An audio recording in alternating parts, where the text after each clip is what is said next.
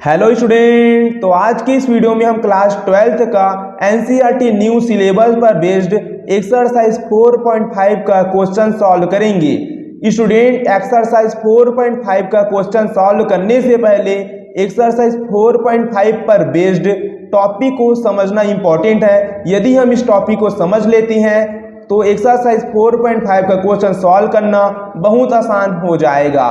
तो हमारा टॉपिक है application of determinants and matrices, यानी कि दोस्तों हमको लीनियर इक्वेशन का एक सिस्टम गिवन होगा।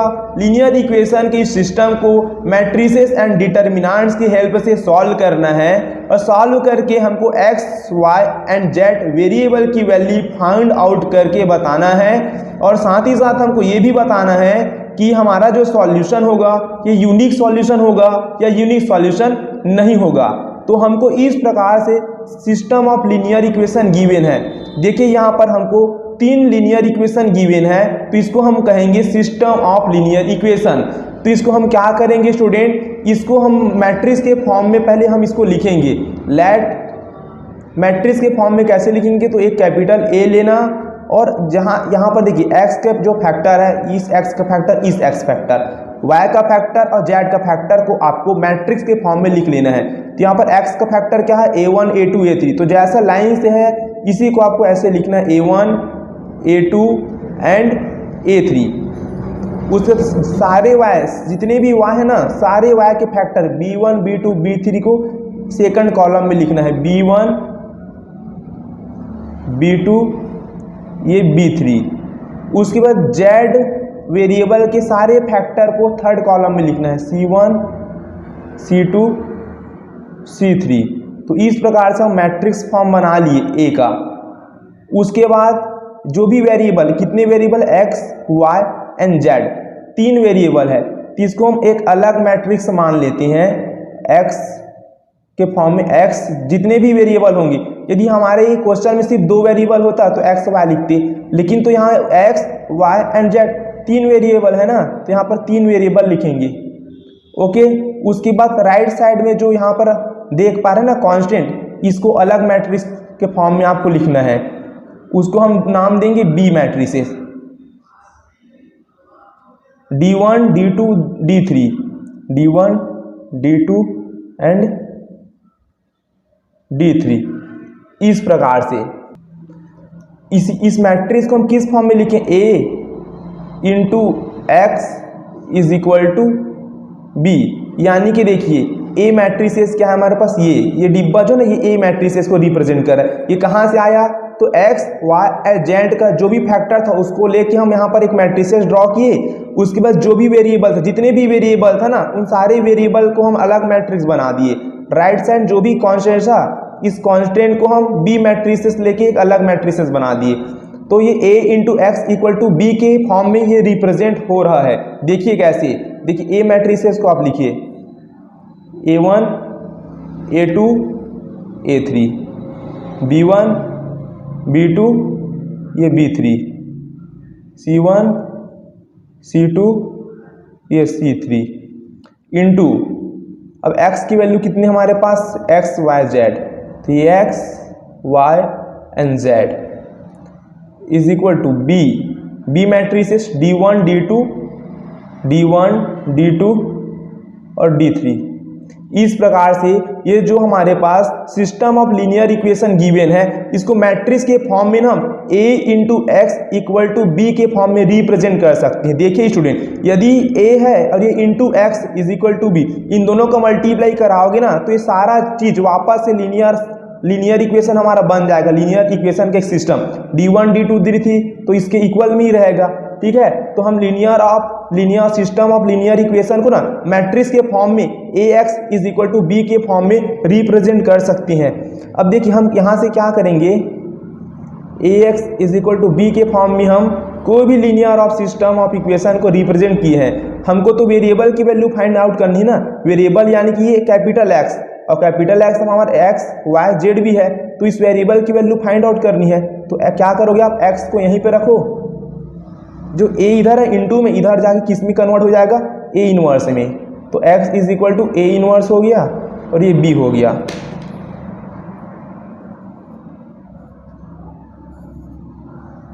तो बेसिकली हमको किसकी वैल्यू, एक्स की वैल्यू, यानी एक्स यानी कि जो स्मॉल एक्स होगा, स्मॉल वाई होगा, स्मॉल जेड, इसकी वैल्यू हम फाइंड आउट कर पाएंगे।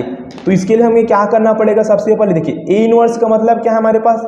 ए इनवर्स का फॉर्मूला हम पिछले वीडियो लेक्चर में पढ़े थे ना, एडजॉइंट ए और डिवाइड में हमारा होता है डिटरमिनेंट ऑफ ए, और इनटू में क्या है हमारे पास बी।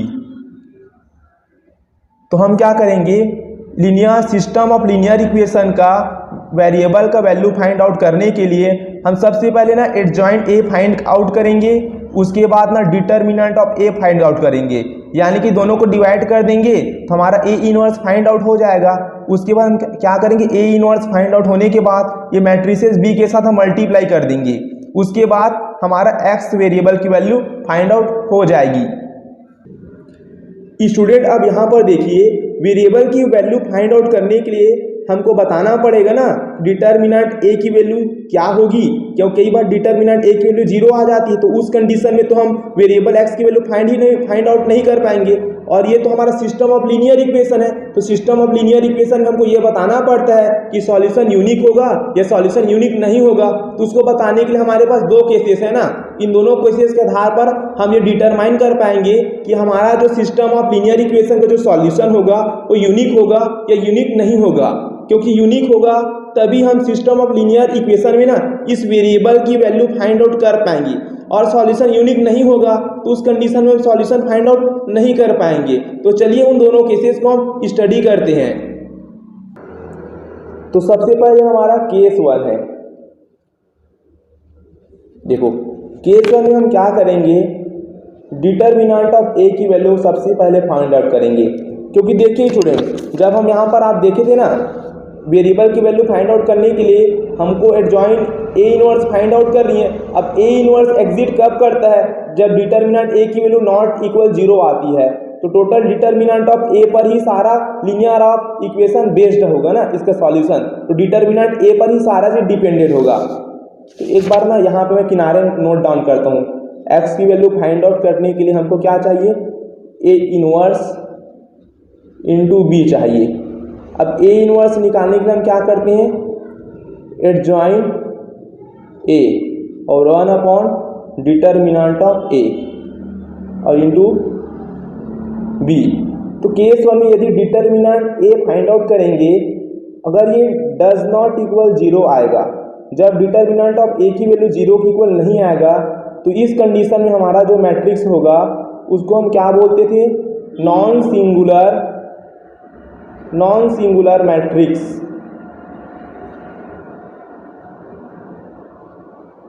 और जब नॉन सिंगुलर मैट्रिक्स होता था तो इस कंडीशन में ए इनवर्स एग्जिस्ट करता है। ए इनवर्स क्या करेगा, एग्जिस्ट करेगा, यानी कि ए इनवर्स की वैल्यू हम यहाँ से फाइंड आउट कर पाएंगे।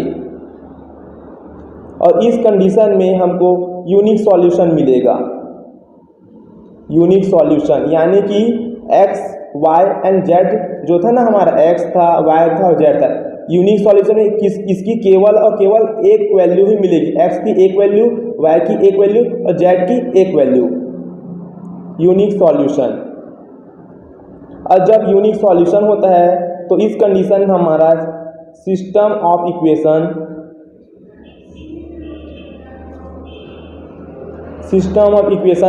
कंसिस्टेंट होगा। क्या होगा, कंसिस्टेंट होगा।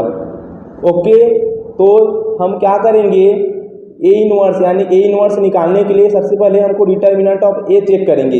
यदि ये 0 के इक्वल नहीं आएगा तो इस कंडीशन में नॉन सिंगुलर मैट्रिक्स होगा, यानी कि ए इनवर्स एग्जिस्ट करेगा। अब जब ए इनवर्स एग्जिस्ट करेगा तो हमारा यूनिक सॉल्यूशन मिलेगा, यानी कि वेरिएबल जो होगा ना इसका केवल एक वैल्यू मिलेगा। और इस कंडीशन में जो हमको सिस्टम दिया था ना लीनियर इक्वेशन को, जो भी हमको सिस्टम देगा इसको हम क्या कहेंगे, कंसिस्टेंट कहेंगे। क्या कहेंगे, कंसिस्टेंट। अब आते हैं हम केस 2 के ऊपर। केस 2 में भी हम क्या करेंगे, डिटरमिनेंट ऑफ ए की वैल्यू फाइंड आउट करके देखेंगे। अब डिटरमिनेंट ए की वैल्यू यदि 0 आती है तो इस कंडीशन में हम क्या करते हैं, सिंगुलर मैट्रिक्स। डिटरमिनेंट ऑफ ए की वैल्यू 0 आती है तो क्या करते हैं हम उस मैट्रिक्स को, सिंगुलर मैट्रिक्स। और इस कंडीशन में हमारा ए इनवर्स एग्जिस्ट नहीं करेगा, A inverse does not exist, क्योंकि डिटर्मिनेंट ए की वैल्यू 0 हो जाएगी पूरी की पूरी। तो यहाँ पर तो ए इनवर्स, ये तो यहाँ पर 0 पुट करूँगा तो 1/0 तो हमारा नॉट डिफाइंड है ना, तो A inverse does not exist, A inverse हमारा एग्जिस्ट नहीं करेगा। अब ए इनवर्स एग्जिस्ट नहीं करेगा तो हमारा ये सिस्टम ऑफ लीनियर इक्वेशन का सॉल्यूशन कैसे होगा ये बताना होगा ना। तो इसके लिए सबसे पहले नंबर 1 में हम क्या चेक करेंगे, देखो ए इनवर्स एग्जिस्ट करेगा नहीं, फिर भी हमको सिस्टम ऑफ लीनियर इक्वेशन का नेचर तो बताना है ना, नेचर कि इसका नेचर कैसे होगा, यूनिक तो नहीं हो सकता, इनफिनाइट होगा कि नो सॉल्यूशन होगा, ये तो हमको बताना पड़ेगा। तो हम क्या करेंगे, देखो हम एडजॉइंट ए इंटू बी इन दोनों को लेंगे, क्या करेंगे, एडजॉइंट ए और बी ये दोनों का ना आपस में ना मल्टीप्लाई कराएंगे। मल्टीप्लाई कराने के बाद यदि इसकी वैल्यू डज नॉट इक्वल 0 आएगा, यानी कि 0 के इक्वल नहीं आएगा, तो इस कंडीशन में स्टूडेंट हम क्या बोलेंगे, हमारा जो सिस्टम ऑफ इक्वेशन होगा ये इनकंसिस्टेंट होगा। क्या होगा, इनकंसिस्टेंट। इनकंसिस्टेंट का मतलब है हमारा no solution, system of equation क्या होगा, कोई भी सॉल्यूशन नहीं होगा, यानी कि सॉल्यूशन एग्जिस्ट नहीं करेगा, solution does not exist. Clear है, कुछ नहीं करेंगे, जब डिटर्मिनेंट ए की वैल्यू 0 आएगी तो ए इनवर्स एग्जिस्ट करेगा ही नहीं। अब ए इनवर्स एग्जिस्ट नहीं करेगा तो इस कंडीशन में हमको सिस्टम ऑफ लीनियर इक्वेशन का नेचर बताना है। तो नेचर बताने के लिए एडजॉइंट ए और बी का मल्टीप्लाई कराएंगे, यदि 0 के इक्वल नहीं आएगा तो नो सॉल्यूशन मिलेगा, और इस कंडीशन में जो system of linear equation given होगा वो इनकंसिस्टेंट होगा।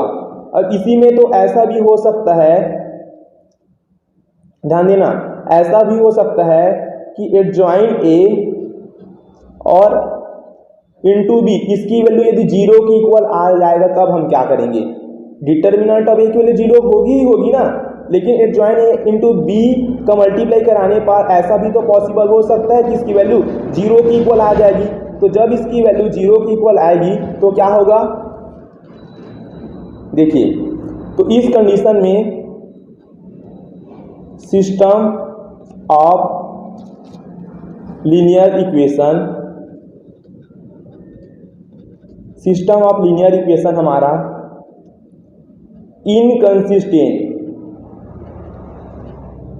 इनकंसिस्टेंट भी हो सकता है और कंसिस्टेंट भी हो सकता है। इनकंसिस्टेंट का मतलब है कि इसका no solution does not exist, और कंसिस्टेंट का मतलब है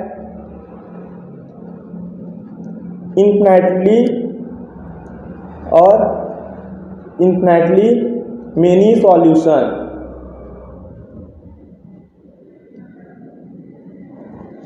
क्लियर है, तो जब एडजॉइंट ए इंटू बी की वैल्यू 0 की इक्वल आएगी तो सिस्टम ऑफ लीनियर इक्वेशन हमारा इनकंसिस्टेंट भी हो सकता है और कंसिस्टेंट भी हो सकता है। स्टूडेंट एक बात हमेशा याद रखना, देखिए कंसिस्टेंट का मतलब आपको मैं बता रहा हूं, देखिए ध्यान से समझना। कंसिस्टेंट का मतलब क्या होता है कि ना इसका सॉल्यूशन होगा, एक होता है हमारा यूनिक सॉल्यूशन और एक होता है हमारा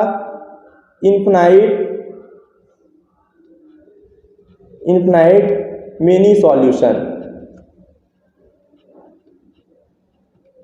कंसिस्टेंट का मतलब होता है कि इसका सॉल्यूशन एग्जिस्ट करेगा, एक यूनिक सॉल्यूशन होगा तो एक इनफिनाइटली मेनी सॉल्यूशन होगा। लेकिन यूनिक सॉल्यूशन में क्या कंडीशन होता है कि डिटर्मिनेंट ऑफ ए की जो वैल्यू होती है ये 0 की इक्वल नहीं आती है। आप देख सकते हैं डिटर्मिनेंट ऑफ ए की वैल्यू 0 की इक्वल नहीं आई तो हमारा सॉल्यूशन कैसा होगा, यूनिक सॉल्यूशन। अब यूनिक सॉल्यूशन है तो उसको हम कंसिस्टेंट कहेंगे। इसी प्रकार कंसिस्टेंट में दूसरा आता है इनफिनाइट मेनी सॉल्यूशन, लेकिन इनफिनाइट मेनी सॉल्यूशन का कंडीशन में हमारा डिटर्मिनेंट ए की वैल्यू क्या होती है, 0 की इक्वल आती है। तो इसके बाद सॉल्यूशन का नेचर बताने के लिए हम क्या करते थे, एडजॉइंट ए इंटू बी का आपस में क्या करते थे, एडजॉइंट ए और b का मल्टीप्लाई कराते थे, और यदि हमारा 0 आता था तो सिस्टम ऑफ लीनियर इक्वेशन हमारा क्या होता था, इनकंसिस्टेंट भी हो सकता था और कंसिस्टेंट, और कंसिस्टेंट में क्या आता था, इनफाइनाइट मेनी सॉल्यूशन। तो इनफाइनाइट मेनी सॉल्यूशन में हमारा क्या होगा, कंसिस्टेंट होगा, यानी कि डिटर्मिनेंट ए की वैल्यू भी 0 होगी और एडजॉइंट ए इंटू बी का प्रोडक्ट अभी 0 के इक्वल आएगा। क्लियर है स्टूडेंट? अब हम एक्सरसाइज 4.5 का क्वेश्चन सॉल्व करते हैं। Examine the consistency of the system of equations in exercise 1 to 6। यहाँ पर हमारा क्वेश्चन है कि हमको ना सिर्फ चेक करके बताना, एग्जामिन यानी कि चेक करके बताना है कि लीनियर सिस्टम ऑफ जो लीनियर इक्वेशन गिवन है ना, ये कंसिस्टेंसी है या कंसिस्टेंसी नहीं है, तो इसके बारे में हमको बताना होगा। तो क्या करेंगे हम, ये जो हमारा लीनियर इक्वेशन का जो सिस्टम दिया है ना, इसको सबसे पहले हम क्या करते थे student, Ax is equal to B के फॉर्म में, यानी कि मैट्रिक्स के फॉर्म में सबसे पहले इसको ना रिप्रेजेंट करना है, इसको लिखना है। तो आपको लिखना है the system of equations can be written in the form of Ax equal to B.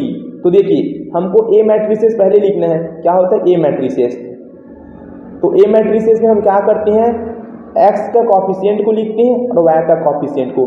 यहाँ पर देखिए कुछ नहीं है तो x का कॉफिशिएंट 1 है, तो जो x के कॉफिशिएंट होता है ना, इसको फर्स्ट कॉलम में लिखेंगे, 1 2 है, इसको 1 और 2 बना दीजिए। y का जो कॉफिशिएंट है इसको सेकंड कॉलम में लिखेंगे, 2 3, तो सेकंड कॉलम में 2 3। अधिक यहाँ तो z का टर्म्स नहीं है, यदि z का टर्म होता तो उसको थर्ड कॉलम बना के लिखते। ठीक है, हो गया।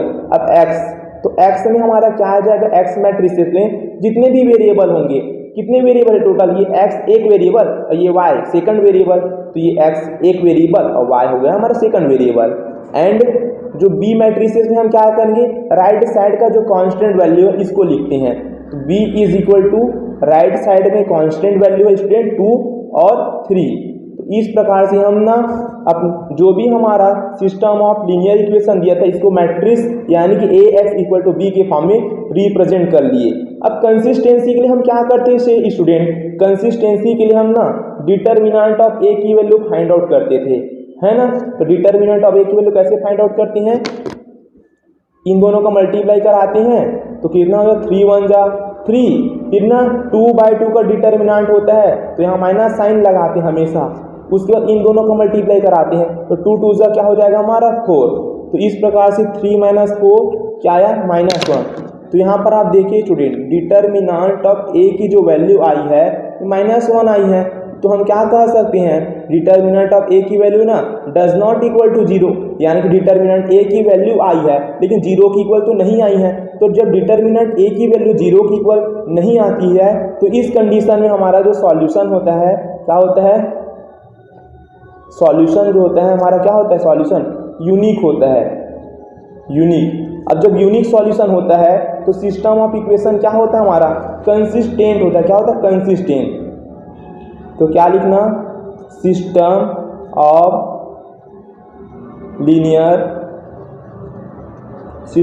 Linear equation are consistent.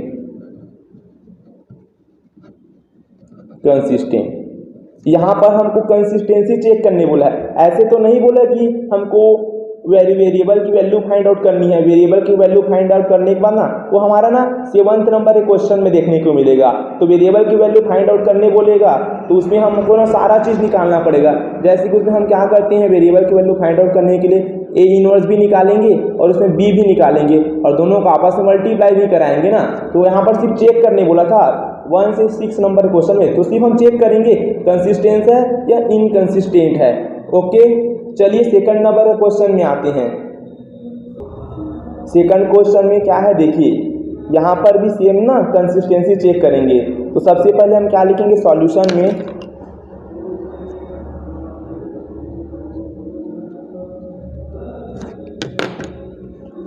The system of the, देखिए स्टूडेंट ये सॉल्यूशन को मैं एक बार और लिखा रहा हूँ, बाकी ना यार सेम टू सेम लिखना, मैं डायरेक्ट मैं सॉल्व करूँगा, ऐसे में यार वीडियो बहुत लंबा हो जाएगा। The system of equation can be written in the form system of linear equation किस फॉर्म में लिखेंगे, मैट्रिक्स फॉर्म में, यानी कि AX is equal to B के फॉर्म में हम लिखेंगे। तो सबसे पहले ए मैट्रिसेस की वैल्यू क्या होगी स्टूडेंट, देखिए ए मैट्रिक्स से हम क्या लेंगे, एक्स का कॉफिशिएंट को फर्स्ट कॉलम बना देंगे 2 और 1, एक्स का कॉफिशिएंट फर्स्ट कॉलम, वाई का कॉफिशिएंट को सेकंड कॉलम, इसके सामने में कुछ नहीं है तो 1, इस वाई के सामने कुछ है तो 1, तो यहाँ क्या रहेगा वाई का कॉफिशिएंट पूरा साइन के साथ यूज करेंगे ना, वाई का कॉफिशिएंट सिर्फ 1 नहीं होगा, ये -1 होगा, साइन यूज करेंगे, इस वाई का कॉफिशिएंट क्या होगा +1, तो +1, कुछ नहीं तो +1, ठीक है ना।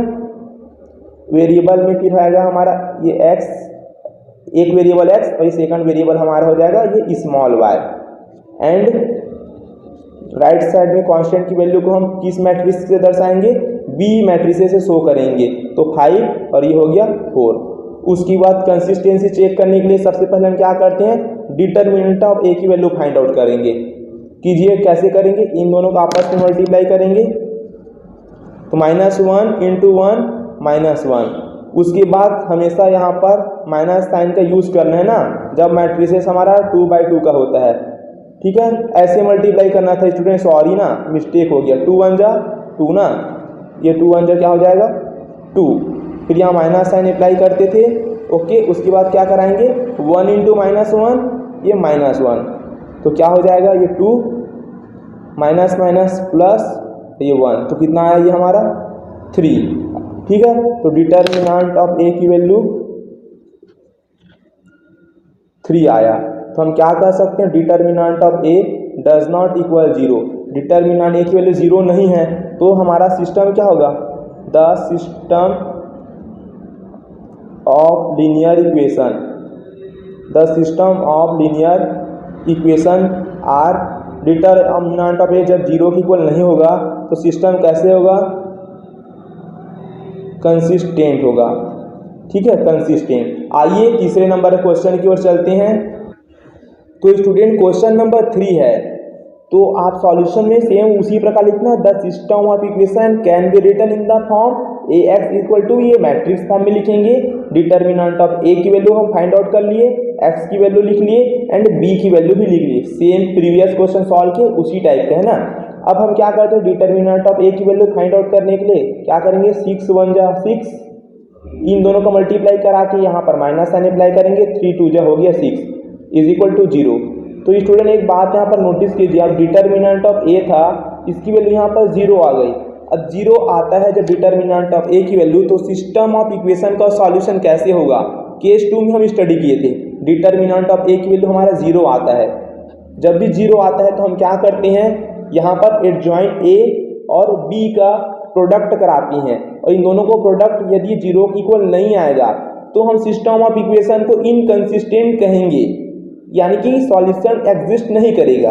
यदि एडजॉइंट A और B की वैल्यू 0 के इक्वल आएगा तो इस कंडीशन में हम अपना सॉल्यूशन को इनकंसिस्टेंट भी कहेंगे और कंसिस्टेंट भी कहेंगे।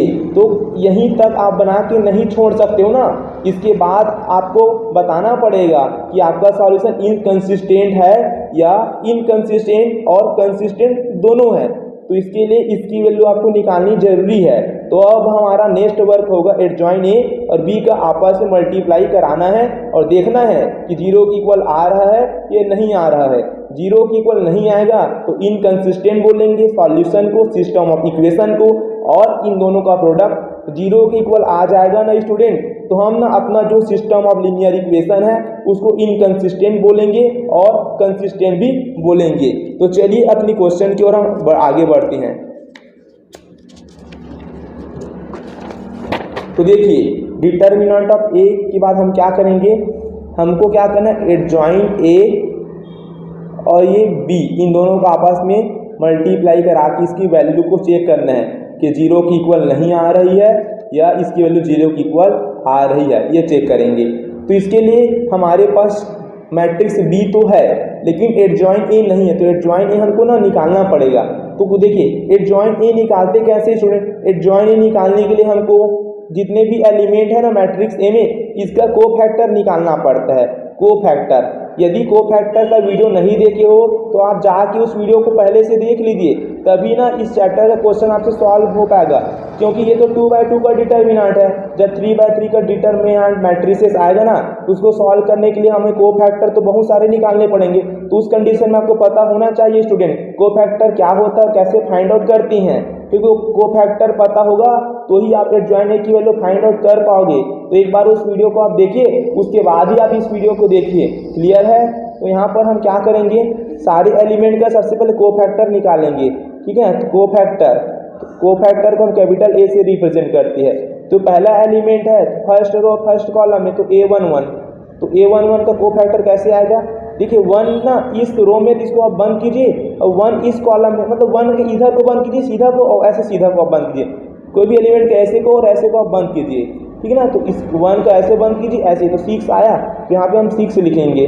उसके बाद हम क्या करेंगे स्टूडेंट, देखिए अब ना इस एलिमेंट का कोफैक्टर निकल गया, अब इस एलिमेंट का कोफैक्टर फाइंड आउट करेंगे। तो 3 है, तो 3 का इधर बंद होगा और 3 का इधर बंद होगा, तो 2 बचेगा, यहाँ 2 लिखेंगे। उसके बाद क्या करेंगे, ए इसकी बारी आ गई, ये कौन सा पोजीशन में, ये हमारा सेकंड रो में है। ठीक है ना, इसमें है सेकंड रो में और फर्स्ट कॉलम में, तो इधर सेकंड रो और फर्स्ट कॉलम, तो ये बंद हो जाएगा, और ये तो 3, तो यहाँ पे हम 3 लिखेंगे। उसके बाद A22 सेकंड रो और सेकंड कॉलम, ये ना 6 सेकंड रो सेकंड कॉलम, तो ये और ये बंद होगा तो 1 आएगा, तो ये हम लिखेंगे। और याद रखिए स्टूडेंट, जब भी हम कोफैक्टर फाइंड आउट करते हैं ना, तो कोफैक्टर निकालने के बाद आपको क्या करना पड़ता है, देखिए आप लोग ना बुक में तो ऐसा लिखा होता है, ऐसे -1 की पावर ये 1 है तो 1 + 1 ऐसे लिखा होगा, और -1 की पावर यहाँ पे 2 1 है तो यहाँ पे 2 + 1 लिखा होगा, इस टाइप से। लेकिन मैं आपको कैसे बताता हूँ स्टूडेंट, पता है, जब भी कोफैक्टर निकल जाता है ना, नॉर्मली तरीके से कोफैक्टर फाइंड आउट करने के बाद ना आप ना ऐसे करना, यदि ना रो को और कॉलम को ना आप ऐड करोगे तो इवन नंबर आएगा। क्या आएगा, इवन नंबर। ठीक है, तो इवन नंबर आएगा ना तो आपको कुछ भी नहीं करना है। यदि रो और कॉलम को ना आप ऐड करने के बाद ना ऑड नंबर आएगा, तो ऑड नंबर आएगा ना तो आपको ना -1 से ना मल्टीप्लाई करना है, -1 से क्या करना है आपको, मल्टीप्लाई करना है, मल्टीप्लाई। ठीक है ना, तो यहाँ पर देखिए ये रो है और ये कॉलम है, दोनों को ऐड करेंगे तो 1 और 1 2 हमारा इवन नंबर आएगा, तो इसकी वैल्यू में कुछ भी चेंजेस नहीं करेंगे, आगे बढ़ना है। 2 और 1 ऐड करेंगे, 3 आ रहा है, 3 ऑड नंबर है, तो ऑड नंबर होगा तो आपको माइनस साइन से मल्टीप्लाई करना है, बस माइनस साइन से आप मल्टीप्लाई कीजिए इस प्रकार से। 2 और 1 3 हो रहा है ऐड करने पर, अब 3 ऑड नंबर है तो ऑड नंबर के 3 पर कुछ मत कीजिए, माइनस साइन बस अप्लाई कीजिए। 2 2 4 इवन नंबर है, इवन नंबर के आपको वैल्यू में कोई चेंजेस नहीं करना, ऐसे होगा। तो अब ये ना इसका 100% सही वैल्यू फाइंड आउट हो गया। ठीक है ना, कोफैक्टर का। अब हम क्या करते थे, जितने भी कोफैक्टर है इसको लेके हम एक मैट्रिक्स बनाते थे इस प्रकार, देखिए A11 A12 A21 A22 cofactor का हम क्या बनाते थे, मैट्रिक्स बनाते थे। तो सारा कोफैक्टर को लिखिए, A11 6 A12 -2 A21 -3 A22 1। उसके बाद हम क्या करते थे, एडजॉइंट ए की वैल्यू फाइंड आउट करने के लिए क्या करते थे, हम ना जितने भी कोफैक्टर को लेके मैट्रिक्स बनाते थे ना, इसमें ना रो और कॉलम को क्या करते थे, हम आपस में चेंज करते थे। तो क्या हो जाएगा, देखो 6 -2 -3 और ये 1। देखिए ये पहला कॉलम था ना 6 -3, तो पहले रो बन जाएगा, 6 -3 पहला रो बन गया, और ये क्या था, हमारा दूसरा कॉलम था, तो ये हमारा सेकंड रो बन गया। ठीक है, तो इस प्रकार से हम एडजॉइंट ए की वैल्यू फाइंड आउट कर लिए। ठीक है ना, अब क्या करेंगे, हम एडजॉइंट ए और बी का आपस में मल्टीप्लाई करा के चेक करेंगे। तो नेक्स्ट स्टेप होगा एडजॉइंट ए और इंटू बी, इन दोनों को मल्टीप्लाई कराएंगे। तो एडजॉइंट ए की वैल्यू 6 -3 -2 और ये 1 मल्टीप्लाई बी की वैल्यू कितना 5 और 8। चलिए मल्टीप्लाई कराइए, तो पहले रो का मल्टीप्लाई पहले कॉलम के साथ कराएंगे, तो 6 5 हो जाएगा 30, 6 का मल्टीप्लाई 5 के साथ 3 8 -3 × 8 -24। अब सेकंड रो का मल्टीप्लाई इस कॉलम के साथ कराएंगे, -2 × 5 -10 1 × 8 प्लस का 8, तो क्या हो जाएगा 30 -24 क्या हो जाएगा हमारा 6, -10 + 8 हमारा -2, तो एडजॉइन ए और इंटू बी, ठीक है। इसकी वैल्यू हमारा देखिए, इसकी ना वैल्यू हमारा 0 के इक्वल नहीं आया है, और जब 0 के इक्वल नहीं आता है तो हम क्या करते थे, सिस्टम ऑफ इक्वेशन को, जब एडजॉइन ए इंटू बी 0 के इक्वल नहीं आएगा तो सिस्टम ऑफ लीनियर इक्वेशन हमारा क्या होगा, इनकंसिस्टेंट। तो यहाँ पर लिख सकते हैं आप system of linear equation are inconsistent. यदि इसकी वैल्यू 0 के इक्वल आता तो आप क्या लिखते, system of linear equation are inconsistent और कंसिस्टेंट। उस कंडीशन में दोनों हो सकता था। आइए नेक्स्ट क्वेश्चन की तरफ आगे बढ़ते हैं। स्टूडेंट देखिए 4 नंबर का क्वेश्चन में अभी तक हमारे पास x और y ही वेरिएबल था ना, अब हमारे पास 3 वेरिएबल है x, y एंड z। जब आपके पास 2 वेरिएबल था तो 2 लीनियर इक्वेशन दिया था, और यहाँ पर x, y, z 3 वेरिएबल रहेगा तो आपको 3 इक्वेशन दिया होगा। क्लियर है? तो यहाँ पर the system of equation can be written in the form ax is equal to b के फॉर्म में इसको भी हम रिप्रेजेंट करेंगे। ओके, तो यहाँ पर हम मैट्रिक्स ए बना लेंगे। मैट्रिक्स ए में क्या आएगा, x का वेरिएबल जो होता है फर्स्ट कॉलम बनता है। तो देखिए x का कॉफिशिएंट क्या होगा, x का कॉफिशिएंट 1, 2 और a, तो ये 1, 2 और ये a। y का जो कॉफिशिएंट है, जितने भी y है ना, सारे y के कॉफिशिएंट को ना हम सेकंड कॉलम बनाएंगे, 1, 3 और ये a, 1, 3 और ये a। z का जो कॉफिशिएंट है इसको थर्ड कॉलम बनाएंगे, 1, 2 और z का कॉफिशिएंट इसका 2a ना, 1, 2, 2a, 1, 2 और ये 2 और ये। फिर x हमारे पास, x मैट्रिक्स में हम सारे वेरिएबल लिखेंगे। अब 3 वेरिएबल x, y और z, तो ये x, ये y और एंड z। ओके, और यहाँ पर राइट साइड में जो कांस्टेंट होगा उसको हम b मैट्रिसेस बना देंगे।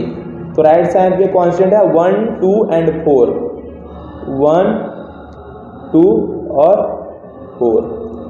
कंसिस्टेंसी चेक करना है ना हमको, तो क्वेश्चन 1 to 6 तक, तो हम क्या करेंगे, डिटर्मिनेंट ऑफ ए की वैल्यू सबसे पहले हमें क्या करना है, फाइंड आउट करनी है।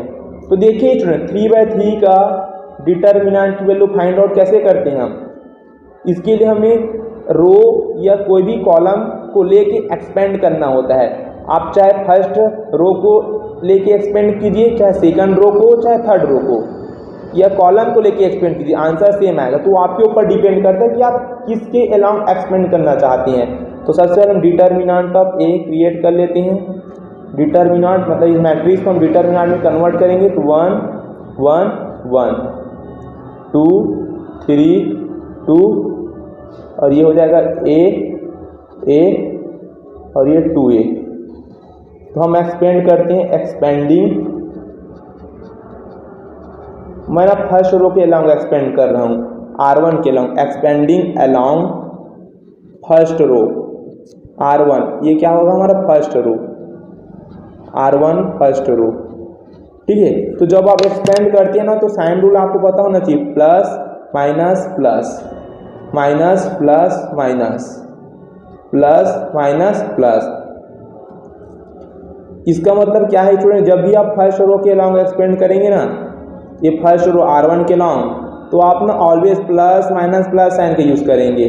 क्लियर है? सेकंड रो के अलाउंग एक्सपेंड करेंगे तो minus plus minus sign use करेंगे, और थर्ड रो के अलाउंग एक्सपेंड करेंगे तो plus minus plus sign use करेंगे। इसी प्रकार कॉलम 1 के अलाउंग एक्सपेंड करें तो ऊपर से नीचे आना, प्लस माइनस प्लस, कॉलम 2 में माइनस प्लस माइनस, कॉलम 3 के अलाउंग एक्सपेंड करोगे तो प्लस माइनस प्लस साइन याद करके एकदम सिंपल। जो कैसे बना है देखिए, प्लस माइनस प्लस, अब प्लस के बाद क्या आता है माइनस, माइनस के बाद प्लस, प्लस के बाद माइनस, माइनस के बाद प्लस, प्लस के बाद माइनस, माइनस के बाद प्लस, ऐसे बना है एकदम ना, ये ईजी है, समझ पा रहे इस बात को। तो हम R1 के लॉन्ग एक्सपेंड करें तो प्लस माइनस प्लस साइन का यूज़ करेंगे। तो देखिए ये तो पहले से ये 1 है ना, तो 1, तो ये हो गया 1, ठीक है ना। अब देखिए 1 ना इस रो में आ, इसको बंद कीजिए, इस कॉलम को बंद कीजिए, तो क्या बचा, इन दो ये 4 एलिमेंट बचे ना, ये देखिए, तो ऐसे मल्टीप्लाई कराएंगे, 3 2 जो 6 और ये a, तो ये हो जाएगा 6a, फिर माइनस साइन अप्लाई करते हैं, फिर ऐसे मल्टीप्लाई 2 × a 2a, अब प्लस हो गया, अब माइनस साइन अप्लाई करेंगे ऐसे अब इस एलिमेंट की बारी आ गई तो ये 1 हो गया। अब इस कॉलम को बंद कीजिए, इस रो को बंद कीजिए, तो 2 इंटू 2a 4a हो जाएगा। 2 इंटू a माइनस 2a। अब देखिए प्लस आया तो प्लस अप्लाई कीजिए, अब इसकी बारी आ गई तो ये 1 हो गया। अब इसको बंद कीजिए, इसको बंद कीजिए, 2 इंटू ए ये हो गया 2a, 3 इंटू ए ये हो गया 3a, 6a में 2a माइनस कीजिए तो हो जाएगा 4a, 4a में 2a माइनस कीजिए तो हो जाएगा 2a, और यहाँ पे देखिए प्लस 2a में 3a माइनस कीजिए तो हो जाएगा माइनस a।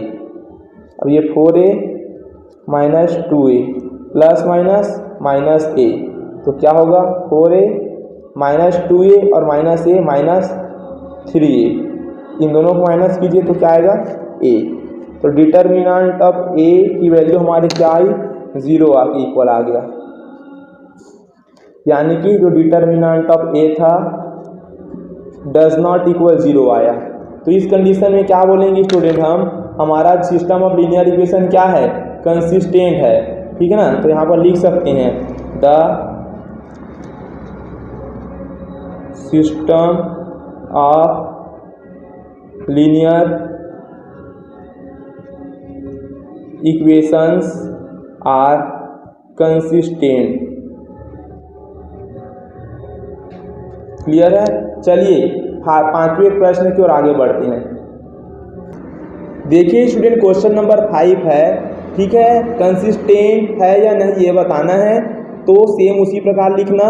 देखिए तो हम क्या करेंगे, सबसे पहले मैट्रिक्स ए की वैल्यू फाइंड आउट कर लेंगे। तो यहाँ पर थोड़ा डिफरेंट है ना, देखिए यहाँ पे क्या डिफरेंट है। देखिए पहले कॉलम में ना हम x के कोफिशिएंट को लिखेंगे, तो यहाँ पर देखिए x का कोफिशिएंट 3 है तो ये तो 3 आ गया। अब यहाँ पर x का टर्म है ही नहीं है गाइस, देखिए पहले x का टर्म आना चाहिए, फिर y का, फिर z का, लेकिन यहाँ पे तो x का टर्म ही नहीं है ना। तो x का टर्म नहीं है तो हम क्या लिखेंगे, उसको 0 लिख देंगे। x का टर्म नहीं है मतलब ऐसे होगा ना, x के सामने 0 हो जाएगा ना, तो टर्म ही नहीं है तो 0, ये तो 0 बन जाएगा, तो x का कोफिशिएंट 0 यूज़ करेंगे, कुछ है ही नहीं। तो अब यहाँ पर x का कोफिशिएंट 3 है तो ये 3 हो जाएगा। अब यहाँ पर देखिए y का कोफिशिएंट क्या है, कुछ नहीं तो 1, लेकिन साइन को लेंगे तो पूरा पूरा क्या आ जाएगा -1, और y का कोफिशिएंट हम सेकंड कॉलम में लिखते हैं।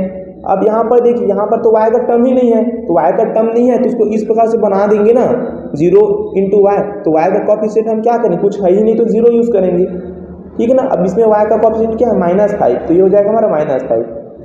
अब यहाँ पर z का कोफिशिएंट है -2, और z का कोफिशिएंट को ना थर्ड कॉलम बना के लिखते हैं इस प्रकार से। और यहाँ पर z का कोफिशिएंट यहाँ 1 तो -1, और यहाँ पर z का कोफिशिएंट ही नहीं है तो 0 इंटू z लिख सकते हैं उसको। तो क्या होगा, z का कोफिशिएंट कुछ नहीं रहता ना तो उसको 0 ले लेना इस प्रकार से। बाकी सारा चीज़ एज इट इज रहेगा ना। 3 वेरिएबल है, x वेरिएबल है, y वेरिएबल है, z वेरिएबल है, तो ये x और ये y and z, and matrix B right side में जो कांस्टेंट वैल्यू होगी 2 -1 एंड ये हो जाएगा 3। अब क्या करेंगे, हम डिटर्मिनेंट ऑफ a की वैल्यू फाइंड आउट करेंगे। क्लियर है। डिटर्मिनेंट ऑफ a की वैल्यू फाइंड आउट करने के लिए जो मैट्रिक्स है इसको डिटर्मिनेंट का सिंबल लगाएंगे इस प्रकार से डबल बार वाला, और सारी वैल्यू को लिख देंगे और रो के अलोंग एक्सपेंड कर देंगे, या तो किसी भी कॉलम के अलोंग एक्सपेंड करेंगे, और इसकी वैल्यू हम क्या करेंगे, फाइंड आउट कर लेंगे। तो आपको तो साइन रूल अभी बताया था ना, कैसे प्लस से स्टार्ट ना, प्लस माइनस प्लस, फिर प्लस के बाद माइनस प्लस माइनस, माइनस के बाद प्लस माइनस प्लस। तो किसी के भी अलोंग एक्सपेंड कर सकते हैं ना, तो हम R1 के अलोंग एक्सपेंड करते हैं। तो यहाँ पर आप लिखिए expanding along R1 first row ना, तो 3 है यहाँ पर, देखिए 3, तो ये हो जाएगा हमारा 3, फिर ये 1 और ये 1, तो 2 इंटू 0 ये हो जाएगा 0, फिर माइनस आएगा, माइनस माइनस प्लस हो जाएगा, 5 इंटू 1 ये हो जाएगा 5, फिर सेकंड में कौन सा साइन है, माइनस साइन, तो यहाँ माइनस साइन हो जाएगा, ठीक है ना। अब इसकी बारी है -1 का, तो यहाँ -1 लिखेंगे ऐसे, ठीक है। उसके बाद क्या करेंगे, -1 का ये कॉलम और ये रो बंद हो जाएगा, तो 0 इंटू 0 0, 3 इंटू -1 क्या हो जाएगा, -3, तो 0 हो जाएगा, ठीक है ना, यहाँ माइनस हमेशा लगता है, और 3 और -1 का मल्टीप्लाई होगा तो ये क्या हो जाएगा -3, इस प्रकार से। उसके प्लस है तो प्लस साइन यूज़ करेंगे। अब -2 की बारी आ गई तो ये हो गया -2, ठीक है ना। फिर देखिए ये 1 और ये 1, तो 0 × -5 0 और -3 × 2 6, इसको सॉल्व कर दीजिए। 3 5 15 और ये माइनस है तो -15 हो जाएगा, माइनस माइनस +1, ठीक है ना। देखिए यहाँ पर 0 है, माइनस माइनस प्लस का ये 3, क्लियर। अब यहाँ पर देखिए प्लस और ये -2, 0 - 6 से हो जाएगा -6। देखिए अब -15, 1 × 3 3, माइनस माइनस प्लस, 6 2 12, तो प्लस का 12। तो यहाँ पर देखिए क्या होगा, माइनस का 15 हो गया ये, और 3 + 12 ये प्लस का 15, तो दोनों -15 + 15 कैंसिल आउट हो जाएगा और 0 देगा। तो डिटर्मिनेंट ए की वैल्यू क्या मिल गया हमको, 0 मिल गया इस प्रकार से। तो अब डिटर्मिनेंट ए की वैल्यू 0 मिला है हमें, ठीक ना। जब हमको x y z वेरिएबल का सिस्टम ऑफ लीनियर इक्वेशन दिया है और इस टाइम डिटर्मिनेंट ए की वैल्यू 0 मिला है, तो हमारा नेक्स्ट प्रोसीजर क्या होता है स्टूडेंट, एडजॉइन a × b का मल्टीप्लाई कराते हैं और चेक करते हैं कि 0 के इक्वल नहीं आ रहा है या 0 के इक्वल आ रहा है। 0 के इक्वल नहीं आएगा तो हम क्या लिखेंगे, सिस्टम ऑफ इक्वेशन इनकंसिस्टेंट है। 0 के इक्वल आएगा तो सिस्टम ऑफ इक्वेशन कंसिस्टेंट है और इनकंसिस्टेंट, दोनों ये लिखेंगे। तो नेक्स्ट स्टेप होगा एडजॉइन ए × b का प्रोडक्ट कराना। तो इससे पहले हमको तो एडजॉइन ए निकालना पड़ेगा। अब एडजॉइन ए कैसे निकालते हैं पता है ना, मैट्रिक्स के सारे एलिमेंट का कोफैक्टर को लेना है और कोफैक्टर को लेके ना उसको हम क्या करेंगे, ट्रांसपोज करेंगे, वही हमारा क्या हो जाएगा, एडजॉइन ए की वैल्यू होगा। तो 9 यहाँ पर 9 एलिमेंट हो तो 9 कोफैक्टर यहाँ पर हमको फाइंड आउट करना पड़ेगा। चलिए बारी बारी से सारे कोफैक्टर हम फाइंड आउट करते हैं। तो सबसे पहले हम फाइंड आउट कर लेंगे A11, कोफैक्टर को कैपिटल ए से रिप्रेजेंट करते A11। उसके बाद हम फाइंड आउट कर लेंगे A12, फिर फाइंड आउट करेंगे A13, कोफैक्टर को कैपिटल ए से रिप्रेजेंट करेंगे, ठीक है ना। और ये 1 1 जो है पोजीशन को बता रहा है ना कि जो 3 का पोजीशन है ये फर्स्ट रो में है, फर्स्ट कॉलम में। A12 का मतलब है कि जो -1 है ये फर्स्ट रो में है और सेकंड कॉलम, ये पोजीशन बताता है, ठीक। तो इसकी बारी आई है तो ये 1 और ये 1, तो 0 × 0 0 हो जाएगा इस प्रकार से, 0 यहाँ माइनस हो जाएगा, ठीक है ना। फिर यहाँ पर माइनस माइनस प्लस, 5 × 1 5, तो 0 - 5 हो जाएगा हमारा -5। फिर A12 इसकी बारी आ गई तो ये बंद हो जाएगा और ये बंद हो जाएगा, तो 0 × 0 0 हो जाएगा। फिर यहाँ माइनस लगते हैं, 3 का -1 से मल्टीप्लाई कराएंगे तो 3 × -1 -3 आएगा, -3 और ये माइनस क्या हो जाएगा, प्लस का 3 बन जाएगा, तो ये हो जाएगा 3। अब इसकी बारी आई तो इसको बंद करेंगे, इसको बंद करेंगे, तो 0 × -5 ये हो जाएगा 0 और यहाँ माइनस, 3 × 6 3 2 6,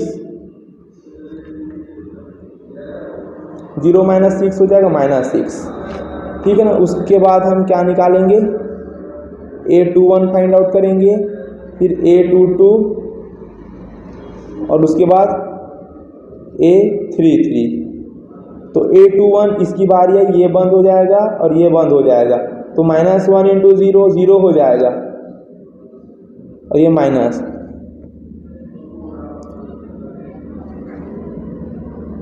-2 - 5, माइनस माइनस प्लस, 2 5 10, तो इस प्रकार से 0 - 10 ये हो गया -10। 2 2 की बारी आई ना, माइनस साइन पहले से लगा देता हूँ, इसकी बारी, तो ये बंद 3 × 0 0 हो गया, 3 × -2 -6, ठीक है। तो -6 और ये माइनस क्या हो जाएगा, +6, ये हो गया 6। इसकी बारी आई तो ये बंद और ये बंद, ये 3 × -5 तो क्या हो जाएगा, -15 और ये माइनस,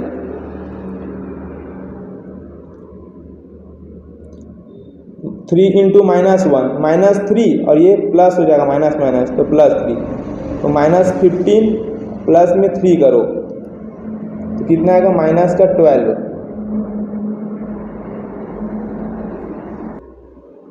क्लियर है? ये 2 2 के बाद 2 3 है ना, ये 2 3। और स्टूडेंट यहाँ पर देखिए, यहाँ पर ना गलती से मैं 0 लिखा हूँ ना, यहाँ पर क्या आता है, यहाँ पर 2 आएगा, क्योंकि देखिए क्योंकि ये y का कोएफिशिएंट 2 है ना, ये 2, ठीक ना, इधर बेसिकली सही है।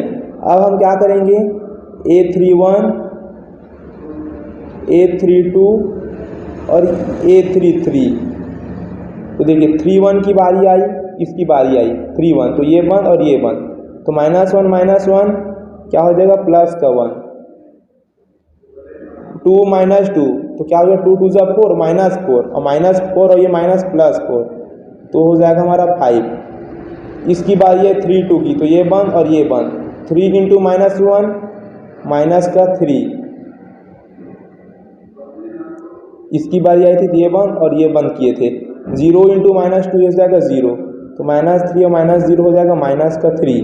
और 3 3 की बारी आई, इसकी बारी, तो ये 1 और ये 1, 3 2 जा 6 हो जाएगा, और 0 × -1 0, तो क्या आएगा, सिर्फ 6 बस आएगा ना, क्या आ जाएगा, सिर्फ 6 बस यहाँ पे। क्लियर? अब कोफैक्टर में बताया था कि नॉर्मली तरीके से आप जिस भी एलिमेंट की बारी आती है उसके कॉलम और रो को बंद करना और मल्टीप्लाई करके कोफैक्टर निकालना। उसके बाद मैं क्या बताया था स्टूडेंट कि आपका ना यदि रो और कॉलम को ऐड करोगे पोजीशन को, तब इवन नंबर आएगा, तो कुछ भी नहीं करना है, कोई साइन अप्लाई नहीं करेंगे। रो और कॉलम को ऐड करने के बाद ऑड नंबर आएगा, तो बस सामने माइनस साइन आपको अप्लाई करना है। क्लियर है? तो यहाँ पर ऐड कीजिए 1 1 2, 2 इवन है, कोई साइन अप्लाई नहीं करेंगे, ठीक। 2 और 1 3 ऑड है, ऑड के लिए माइनस साइन अप्लाई करेंगे, ठीक, इस प्रकार से। 3 + 1 4 इवन है, कोई साइन अप्लाई नहीं करेंगे। 2 1 3 ऑड है, ऑड के लिए माइनस साइन अप्लाई करेंगे, तो यहाँ माइनस साइन अप्लाई करूँगा तो माइनस माइनस से +10 हो जाएगा। 2 2 4 इवन है, कोई साइन अप्लाई नहीं करेंगे। 2 + 3 ऑड है, ऑड के लिए माइनस साइन अप्लाई करूँगा, तो माइनस पहले से है तो माइनस अप्लाई करूँगा, तो माइनस माइनस +12। 3 + 1 इवन है, 3 + 2 ऑड है, तो माइनस अप्लाई करूँगा, तो पहले से माइनस है, माइनस माइनस क्या हो जाएगा, प्लस। 3 3 इवन है, इवन के लिए कोई साइन अप्लाई नहीं करेंगे। अब कोफैक्टर निकल गया, कोफैक्टर को लेके हम एक नया मैट्रिक्स बनाएंगे, फिर उसका ट्रांसपोज कर देंगे। तो देखिए मैं सब चीज़ को आपस से लिख रहा हूँ, ठीक है ना। जितने भी कोफैक्टर आए थे उन सारे को हम नया मैट्रिक्स के अंदर लिखेंगे ना। तो यहाँ पर क्या आता था हमारा A11 A12 A13 A21 A22 A23। Cofactor को लिख रहे हैं इसलिए कैपिटल A31 A32 और ये A33, ठीक है। अब क्या करेंगे, कोफैक्टर की वैल्यू को लिखेंगे। A11 की वैल्यू कितना है, देखिए यहाँ पर -5, सब वैल्यू को लिखना है, -5 -3 -6 -5 -3 -6, 10 6 12 10 6 12 5 3 6, ये हो जाएगा 5, ये हो जाएगा 3 और ये हो जाएगा हमारा 6। अब हमको एडजॉइन A चाहिए, एडजॉइन A। तो एडजॉइन A चाहिए तो इसके लिए हम क्या करेंगे, इसी का हम क्या करेंगे, ट्रांसपोज कर देंगे। ट्रांसपोज यानी कि रो को कॉलम में और कॉलम को रो में। तो क्या होगा, देखिए ये पहला रो है, -5 -3 -6, ऐसे पहला रो है तो ऐसे पहले कॉलम में आएगा। तो -3 -5 -3 -6 10 और ये 5 6 और ये 12, ये 3 और 6। इस प्रकार से हम एडजॉइन A फाइंड आउट कर लिए। अब हमें क्या करना है, एडजॉइन A और मैट्रिक्स B का डॉट प्रोडक्ट यानी कि मल्टीप्लाई कराएंगे, ठीक। तो चलिए एडजॉइन A की वैल्यू क्या था, -5 -3 -6 10 6 12 5 3 6 मल्टीप्लाई कराएंगे हम मैट्रिक्स B के साथ। मैट्रिक्स B कितना, देखिए यहाँ पर क्वेश्चन है ना, यहाँ पर देखिए मैट्रिक्स 2 -1 3, तो यहाँ पर लिखेंगे 2 और ये -1 और ये 3, मल्टीप्लाई कराइए आप।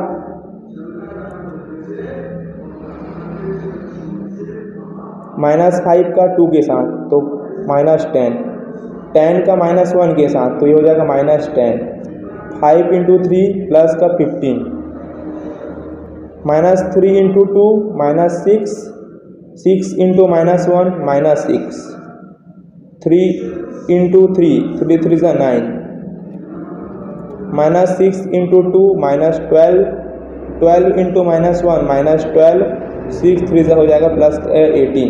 कैलकुलेशन एकदम केयरफुल होके करना स्टूडेंट ना, मेरे से भी एक आध जगह मिस्टेक हो सकता है साइन में, क्योंकि मैं यहाँ पर ना पूरा वीडियो लाइव रिकॉर्डिंग कर रहा हूँ यार, समझ पा रहा हूँ, एकदम गर्मी में पसीना पूरा आ रहा है, देखिए इस प्रकार एकदम पूरा फैन ऑफ करना पड़ता है, ये पेज ना यार उड़ जाता है।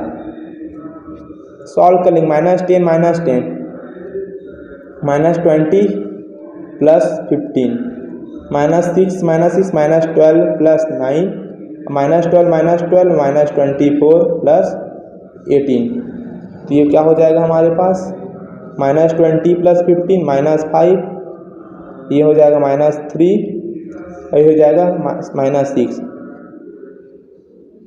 तो यहाँ पर आप देख सकते हैं स्टूडेंट, जो हमारा एडजॉइंट ए था और बी का जो मल्टीप्लाई था ये डज नॉट इक्वल 0, यानी कि 0 के इक्वल नहीं आया। 0 के इक्वल जब नहीं आया तो सिस्टम ऑफ इक्वेशन कंसिस्टेंट होगा। तो यहाँ पे लिख सकते हैं द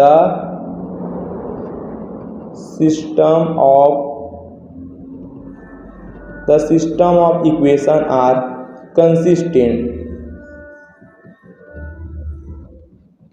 क्लियर है। अब क्वेश्चन नंबर 6 की ओर आगे बढ़ते हैं।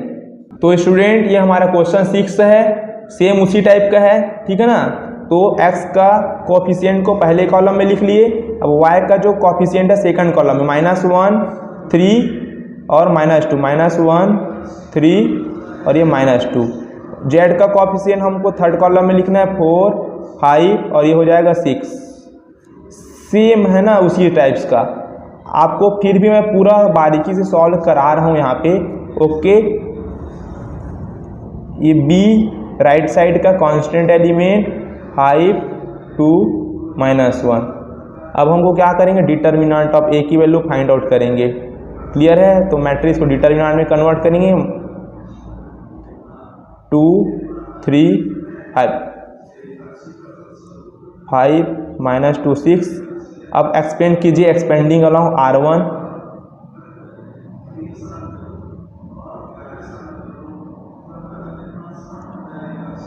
तो R1 के लॉन्ग यूज़ करेंगे तो plus minus plus sign use करेंगे। क्लियर। तो ये 5 हो गया, ये बंद 6 3 = 18, ये -5 -2 -10, तो यहाँ पे माइनस माइनस प्लस होकर +10 हो जाएगा। फिर माइनस साइन यूज़ करेंगे, यहाँ पे -1 पहले से, ये -1 माइनस प्लस हो जाएगा 1, ये बंद और ये बंद, 6 2 = 12, 5 = 25, तो 12 - 25, फिर प्लस साइन यूज़ करेंगे 4, ये बंद और ये बंद, 2 × -2 -4, 5 3 = 15,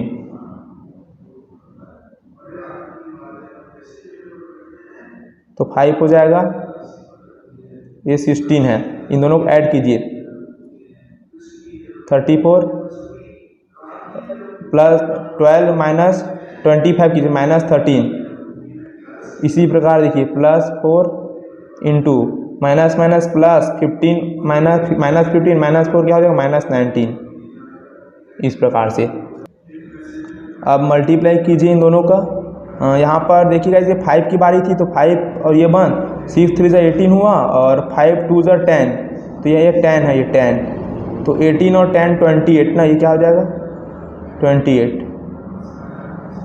28 और 5 का मल्टीप्लाई करते हैं, 5 पर जो 40 का 4 कैरी 4 गया,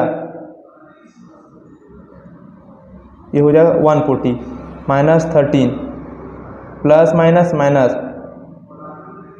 19 हो जाए 76। इसको कैलकुलेट कीजिए तो इस प्रकार से 140 -13 और ये हो जाएगा -76 माइनस का हो जाएगा ये 89। अब 140 में 89 माइनस कीजिए तो क्या आएगा हमारा 51। तो यहाँ पर डिटर्मिनेंट ऑफ ए की जो वैल्यू है 0 के इक्वल नहीं आया, तो क्या लिखेंगे, सिस्टम ऑफ जो हमारा लीनियर इक्वेशन होगा क्या होगा, कंसिस्टेंट। प्लस माइनस से मिस्टेक हो सकता है, ठीक है स्टूडेंट। आई होप वीडियो आपको समझ में आया होगा। एक्सरसाइज 4.5 का जो इतने भी क्वेश्चन अभी बाकी है उसको मैं नेक्स्ट वीडियो में सॉल्व करूंगा, क्योंकि ये वीडियो करीब यार 1 आवर का बन चुका है और यार मैं पूरा पसीने से भीग चुका हूँ, तो और यहाँ पे यार आगे एक्सप्लेन नहीं कर पाऊंगा।